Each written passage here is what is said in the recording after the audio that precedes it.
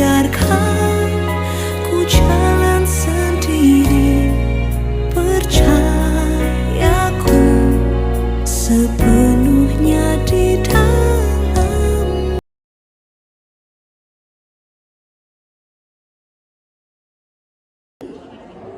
Selamat hari Minggu. Selamat hari Minggu.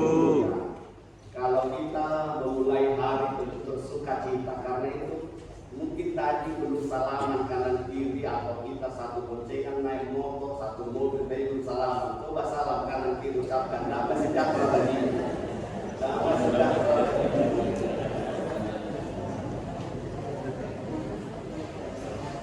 Iya. Ya, damai sejahtera. Ya, puji Tuhan. Jadi ketika kita mendengarkan firman Tuhan, kita perlu dengan sukacita. Amin. Amin. Baik, Bapak Ibu Saudara, sebelum saya menjelaskan firman Tuhan, saya perkenalkan diri dulu. Nama saya Pendeta Roni Kusno Siahaan, melayani Gereja Tuhan Huria Kristen Indonesia Bandar Lampung (HKI) yang ada di Puri Raya dan Senang, Kota Bandar Lampung. Jadi saya pindah pelayanan dari Jakarta Timur tahun 2021 untuk ditugaskan ke Bandar Lampung ini. Ketika tiba saya di Bandar Lampung ini, ada jemaat mengatakan ini orang Jawa mungkin yang dibuatnya markanya ini. Karena ada namanya Roni Kusno, itu kami asli Batak. Memang kami tinggal orang tua di tanah Jawa, Pematang Siantar. Jadi di tanah Jawa ini kami bertetangga dengan orang kita Jawa. Jadi nggak tahu, saya juga jadi sering dipanggil Kusno, nggak dipanggil Roninya, tapi Kusno jadi. Kenapa? Karena mungkin itulah kesannya. Jadi saya sudah menikah, Bapak Ibu, dengan Ibu Pendeta Bursi Tumorang, Ibu Gembala, dan dikaruniai Tuhan seorang anak. Mereka saat ini berada di kota Jakarta untuk tugas dan pelayanan. Jadi kami sudah kurang lebih 3 tahun di Bandar Lampung ini, dan baru kali ini ke melayani firman Tuhan di PKSD Satu Karang ini. Jadi walaupun sudah banyak gereja yang sudah kita kunjungi, tapi baru ini perjumpaan kita. Karena itu perjumpaan yang perjumpaan dan sukacita. Amin. Amin. Bapak Ibu Saudara, saya mau tanya untuk kita semua, karena ini tema minggu kita kan tentang kasih. Siapa yang mau dia lebih mengasihi? Siapa yang mau mengasihi? Mengasihi. Iya. Memberi kasih. Iya. Oke. Siapa yang mau dikasihi? Ya, kita juga. Iya. Ya, persoalan kita mau dikasihi, kita memberi kasih, yang pasti kita butuh namanya kasih. Iya. Karena memang harus seimbang ya. Masa kita terus mengasihi, memberi, kita nggak dikasihi, ngeri ganda, kan gitu. Kita terus dikasih, kita nggak pernah mengasihi, ngeri ganda juga. Jadi kita harus seimbangkan. Kita harus mengasihi dan kita juga harus memberi kasih. Teman-teman, Bapak Ibu Saudara, kalau tidak ada kasih di dunia ini mungkin sudah kacau balau, sudah ribut, perang, sudah terjadi pertikaian, keributan, kejahatan. Tapi karena masih ada kasih itu luar biasanya, maka semua boleh terjalin, berjalan dengan baik. Karena firman Tuhan berkata, Allah itu adalah kasih. Siapa yang melakukan kasih, dia ada berada di dalam Allah. Jadi Bapak Ibu Saudara, ketika kita mendengarkan firman Tuhan ini adalah tema atau khotbah yang sungguh luar biasa. Mengucapkan kasih memang sungguh mudah, amin. Iya, mudah mengucapkan kasih. Tapi coba kalau sudah di hadapan kita persoalan, di hadapan kita tantangan, sungguh sulit melakukannya. Maka mintalah kekuatan dari Tuhan. Kita harus minta kekuatan dari Tuhan. Tuhan, saya tahu keterbatasan, saya tahu kekurangan, saya tahu kelemahan. Bantu saya, tolong saya untuk melakukan firman. Karena firman Tuhan hari ini mengajarkan tentang hukum Tuhan. Jadi ketika Tuhan memberikan kepada Musa titah, dasar titah pertama sampai dasar titah ke-10, itu ada 2 logat. Ternyata 2 logat itu juga ternyata 2 bagian. Mengasihi Tuhan Allah, dasar titah pertama sampai dasar titah ke-4, mengasihi sesama manusia, dasar titah ke-5 sampai dasar titah ke-10. Jadi ternyata vertikal ke atas kepada Tuhan, horizontal ke sesama. Ternyata salib itu juga kasih. Jadi jangan kita melihat salib itu adalah pengorbanan, dan kita melihat salib itu penderitaan, tapi kita harus lihat salib itu adalah kasih. Kasih kepada Allah Bapa, kasih kepada sesama manusia. Ketika ahli Taurat bertanya, sebelumnya kan sebelum ayat 28 ini dia mendengar percakapan orang Saduki kepada Tuhan Yesus. Ada seorang perempuan, dia sudah menikah beberapa kali. Nanti kalau sudah mati, siapa nanti suaminya? Lalu Yesus menjawab, tidak ada di sana tentang kawin mawin, tentang suami mana istri. Lalu ahli Taurat itu mendengar, sungguh tepat jawab Yesus. Lalu ayat 28 ini, dia rindu mau berbicara diskusi tentang Yesus, tentang hukum, tentang kasih. Inilah khotbah kita. Jadi ketika ahli Taurat itu berkata mana terutama, lalu Yesus menjawab, dan jawabannya sungguh luar biasa. Dengan segenap hati, dengan segenap pikiran, dengan segenap kekuatan, dengan segenap akal budi, artinya totalitas sepenuh hati, yang mana itu juga pengorbanan, yang mana kita harus rela waktu kita, mungkin uang kita, mungkin kesibukan kita, atau mungkin pikiran kita, harus kita berikan untuk memunculkan kasih itu. Karena itu Bapak Ibu Saudara, biarlah topik minggu ini menggugah, mengingatkan kita untuk melakukan kasih dengan minta kekuatan dari Tuhan. Ini teman-teman majelis pelayan punya kesibukan masing-masing. Tapi ketika mereka mau bayar harga, berkorban waktu, berkorban pikiran, ide-ide yang akan dilakukan untuk pelayanan, berkorban uangnya, yang sangat juga kasih bekerja. Teman-teman Bapak Ibu juga demikian. Ketika kamu terus memberi kasih, walaupun kita merasakan perasaan yang tidak baik-baik saja, walaupun kita mendapatkan balasan yang tidak enak, tapi kita terus melakukan kasih, ternyata kita hidup di sana. Salah satu buah dari buah-buah roh adalah kasih. Karena kasih itu Bapak Ibu adalah berasal dari Allah. Karena begitu besar kasih Allah akan dunia ini, maka dia telah mengaruniakan anaknya yang tunggal, supaya setiap orang yang percaya kepadanya tidak binasa, melainkan beroleh hidup yang kekal. Yohanes 3:16. Artinya kita melakukan kasih karena Allah yang lebih dahulu mengasihi. Kita melakukan kasih karena Allah yang memerintahkan kita untuk hidup di dalam kasih itu. Saya katakan tadi di awal, kalau seandainya tidak ada lagi kasih di dunia ini, maka semua orang akan suka-sukanya, akan terjadi keributan, akan terjadi keangkuhan, akan terjadi dendam, marah, musuh yang banyak, perang dan sebagainya. Tapi karena masih ada kasih yang mengikat, perasaan itu ada di dalam hati kita, dan Tuhan ada di dalam hidup kita, maka kita dimampukan untuk melakukan. Karena itu lakukanlah itu Bapak Ibu, kasih di dalam kehidupan kita dengan keluarga kita. Yang pertama tadi, mengasihi Tuhan Allah. Mengasihi Tuhan Allah berarti biarlah hidup kita untuk kemuliaan bagi nama Tuhan. Mengasihi Tuhan Allah berarti memprioritaskan pekerjaan pelayanan Tuhan. Mungkin akan ada banyak tantangan yang kita hadapi di dunia ini dan dilema dalam kehidupan kita. Tapi ketika kita mau minta Roh Kudus dari Tuhan memampukan untuk kita semakin bijaksana. Kami pernah pelayanan, atau mungkin Bapak Ibu yang hampir mirip ceritanya. Ketika kita sudah mau naik mimbar seperti ini, lalu ada majelis penatua membisikkan, apa ini kan anakmu kecelakaan jadi darah berdarah dibalikan ke rumah sakit. Di satu sisi kita sebagai gembala harus melayani firman Tuhan. Di sisi lain, mana itu perasaan sebagai orang tua kepada anaknya? Artinya itu akan dihadapi, terjadi dilema. Mana yang harus kita utamakan? Kalau kita terus pelayanan mimbar, ya kita gimana? Ya bisa saja orang lain dulu yang merawat, kan? Atau kalau kita langsung ke rumah sakit, ya bisa saja majelis penatua yang melayani firman. Jadi semuanya diperhadapkan dengan pilihan. Dan hari ini juga ketika kita melakukan kasih, ini adalah pilihan kita dan perintah Tuhan.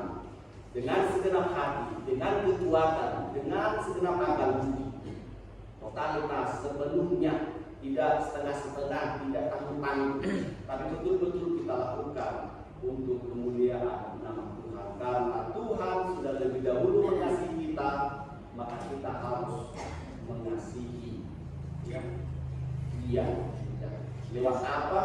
Terus bersekutu, terus jalin hubungan komunikasi di dalam doa kepada Tuhan. Bukankah kita terus berdoa, Tuhan, saya mau diberikan kesehatan. Lalu ketika Tuhan sudah berikan kita kesehatan, kekuatan, kita lupa bersyukur kepada Tuhan. Kita berdoa, Tuhan berikan saya pekerjaan, saya sudah selesai dari perkuliahan, saya mau mencari pekerjaan. Lalu Tuhan berikan kita pekerjaan sesuai dengan kapasitas kita. Lalu pekerjaan ini kita buat alasan untuk jauh dari Tuhan. Atau kita berdoa, Tuhan berikan kami anak, kami sudah lama menentukan seorang anak dekat dengan keluarga, lalu Tuhan berikan anak. Lalu kita buat anak kita ini menjadi alasan menjauh dari Tuhan, dari persekutuan. Maka kita harus hati-hati di sana. Maka lewat khotbah ini, biarlah kasih itu terus keluar, didorong dari hati yang paling dalam, dan itu murni untuk hormat kemuliaan Tuhan. Yang kedua, mengasihi sesama manusia. Karena kita sama-sama manusia, punya perasaan, punya pikiran, punya visi misi yang sama. Maka biarlah ketika kita mengasihi Dia, kita sebenarnya untuk memuliakan nama Tuhan juga. Jadi ketika sama-sama manusia saling mengasihi, maka paling tidak dia akan aman, hidup tenang, tentram, tengah-tengah keluarga, tengah-tengah masyarakat, tengah-tengah organisasi yang dia mungkin jalan. Karena itu gereja GKSD Tanjung Karang ini juga gereja yang terberkati, yang hidup di dalam kasih.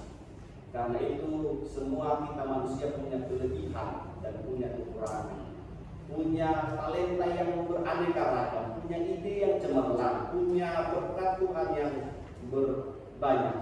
Karena itu biarlah itu kita buat untuk menghidupkan kasih. Karena kata firman Tuhan tadi, Allah itu adalah kasih. Barang siapa yang hidup di dalam kasih, berarti dia hidup di dalam Allah. Karena itu kalau kita mau hidup di dalam Allah, jalanilah, hidupilah kasih yang dari Tuhan. Saya katakan tidak semudah mengucapkan, melakukannya. Karena itu mintalah kekuatan dari Tuhan supaya kita hidup benar di hadapan Tuhan. Kami, saya sebagai pendeta juga, kadang suami istri ada komunikasi yang tidak baik atau ada kata-kata yang tidak baik. Lalu ketika kita tidak bisa mengontrol, menguasai diri, tidak hidup dalam kasih, yang terjadi ketidakenakan perasaan satu dengan yang lain. Mungkin Bapak Ibu juga demikian kata-kata keluarga. Tapi itu mari kita rendahkan hati, kita mau hidup di dalam Tuhan.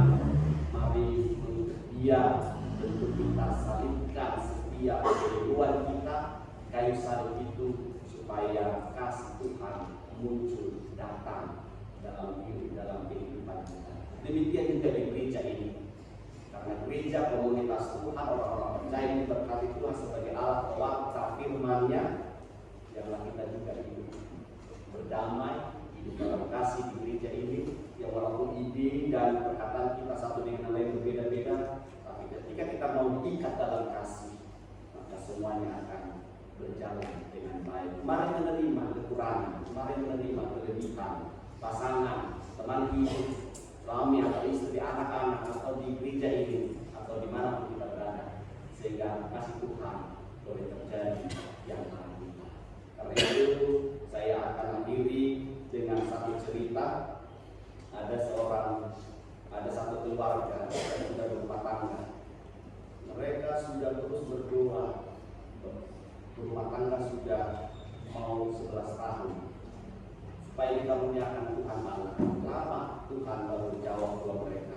Walaupun begitu, mereka terus bersekutu, mereka terus melakukan aktivitasnya, mereka terus berdoa kepada Tuhan, dan mereka saling mengasihi. 11 tahun Tuhan mendengarkan doa mereka. Tuhan berikan mereka anak buah dari cinta perkawinan mereka. Lalu ketika anak ini lahir, mereka sudah bersiapkan, mereka bersuka cita, mereka sudah sediakan semuanya. Dalam pertumbuhan anak ini, biasa anak-anak Bapak Ibu kalau berumur 2-3 tahun, apa yang dipegang dia biasanya itu akan dimasukkan ke dalam mulutnya. Lalu karena suami istri ini bekerja, suatu ketika si suami katakan, marilah itu anak kita, sepertinya main obat-obatan, pil di ruang tamu, saya mau pergi kerja. Iya Pak, mamanya. Mamanya ini tidak asik masak di dapur. Lalu ketika dia ingat anaknya, dia lihat anaknya ini sudah memasukkan obat ini ke dalam mulutnya. Dia larikan, mamanya larikan anaknya ke rumah sakit. Dokter angkat tangan, maaf, anaknya tidak tertolong lagi. Artinya anaknya sudah meninggal. Lalu dia menangis sejadi-jadinya, dia tepuk dadanya. Apa nanti kata suamiku? Pasti saya akan disalahkan. Apa nanti kata suamiku ini, kata saya ini? Dia terus menyalahkan dirinya, dia menangis sejadi-jadinya. Lalu ditelepon, suaminya datang dari tempat kerjanya. Ketika istrinya ini mendengar suara sepatu suaminya sudah datang, dia semakin menangis, Tapi Bapak Ibu lihat, suaminya hanya mendekat, memeluk istrinya dan berkata, Ma, aku ada bersama. Ma, aku ada bersama. Artinya apa? Seandainya pun suaminya memukuli atau menampar istrinya, anaknya kayak hidup lagi, nggak ada gunanya. Tapi dia hanya berkata dan memeluk istrinya, Ma, aku ada bersama. Mungkin itu yang akan pernah kita rasakan Bapak Ibu.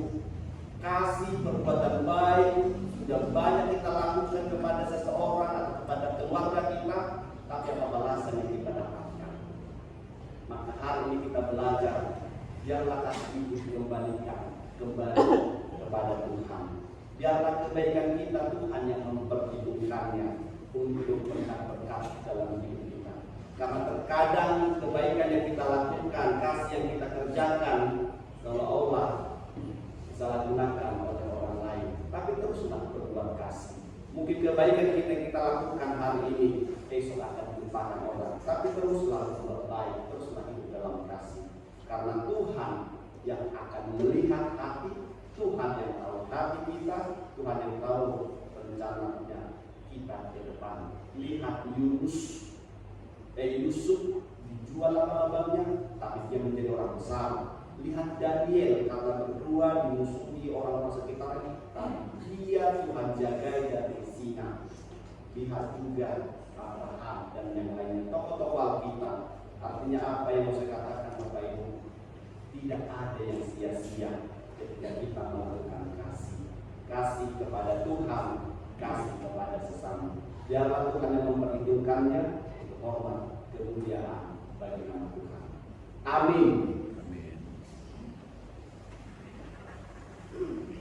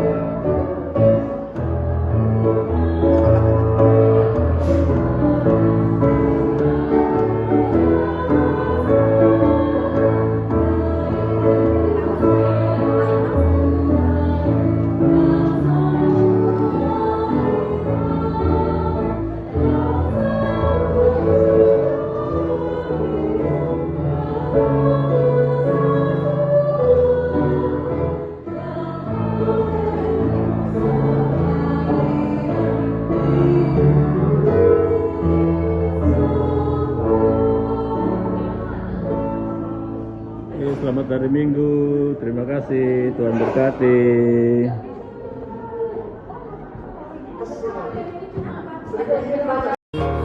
Kasihmu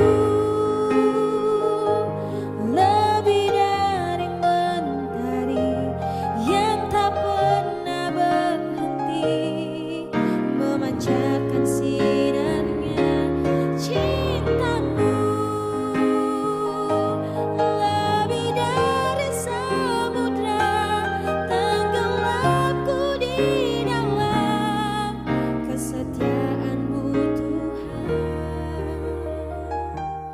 Terima kasih atas cinta-Mu.